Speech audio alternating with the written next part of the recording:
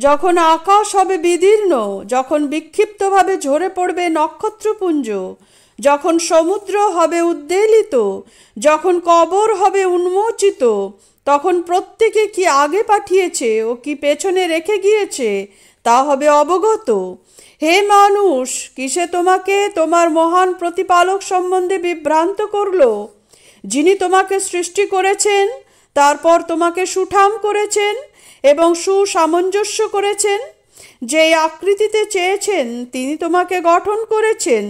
না, কখনো না, তোমরা তো শেষ বিচারকে অস্বীকার করে থাকো।